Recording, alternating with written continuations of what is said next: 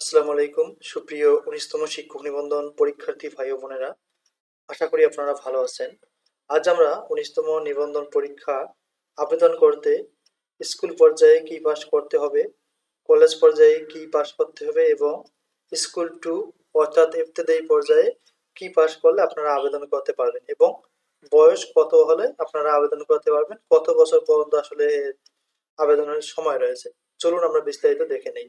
যারা ১৯তম প্রিপারেশন নিচ্ছেন, যাদের প্রিলিমিনারি প্রবলেম রয়েছে, তারা চাইলে আমাদের কাছ থেকে প্রিলিমিনারি ৮০+ মডেল টেস্ট আপনারা পিডিএফ ফাইল নিতে পারেন, আমরা হোয়াটসঅ্যাপে পাঠিয়ে দিই। আর ১৯তম রিটেন সাজেশন লাগলেও আপনারা যোগাযোগ করতে পারেন। আমাদের রিভিউ জানতে আপনারা ১৮তম যে যখন রেজাল্ট হয়েছিল তখনকার আমাদের ভিডিওগুলো একটু দেখতে পারেন, যা আমাদের ১৮তমতে 90% প্লাস কমন ছিল। তো চলুন আমরা মূল বিষয়ে চলে যাই। ১৯তম নিবন্ধন সার্কুলার পরীক্ষার আপডেট জুন জুলাই হতে পারে ১৯তম, তবে এর আগে হওয়ার সম্ভাবনা রয়েছে। কারা আবেদন করতে পারবেন স্কুল পর্যায়ে? দেশের সকল বেসরকারি স্কুল দাখিল মাদ্রাসা যেটা এ পর্যায়ে আবেদন করতে পারবেন। ৪ বছর মেয়াদী অনার্স অথবা ডিগ্রি পাস, ফাজিল, কামিল সার্টিফিকেটধারী প্রার্থীরা আবেদন করতে পারবেন। বয়স সর্বোচ্চ ৩৫। তার মানে ডিগ্রি পাশেও আপনারা স্কুল পর্যায়ে আবেদন করতে পারবেন, আবার যারা অনার্স করেছেন অনার্স পাশেও আবেদন করতে পারবেন। এক্ষেত্রে মাস্টার্স প্রয়োজন হবে।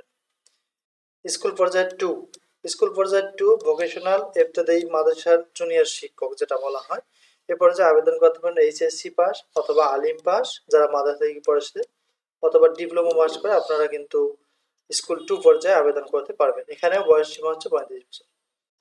কলেজ পর্যায়ে আবেদনের যোগ্যতা সমূহ: নিজ বিষয়ে ৪ বছর মেয়াদী অনার্স, ৩ বছর মেয়াদী ডিগ্রি প্লাস মাস্টার্স। ভালো করে বিষয়টা বুঝবেন। অনার্স পাস করলে স্কুলেতেও আবেদন করা যাবে, কলেজেও যাবে, কিন্তু ডিগ্রি পাস করে শুধু স্কুলে করা যায়।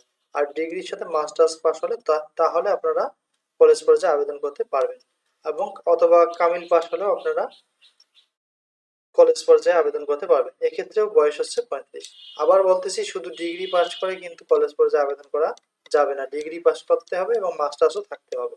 আর যারা অনার্স করেছে তাদের মাস্টার্স না হলেও কোনো সমস্যা নাই, তারা অনার্স পাস দিয়ে কলেজে আবেদন করতে পারবেন, অর্থাৎ প্রভাষক পদের জন্য আবেদন করতে পারবেন।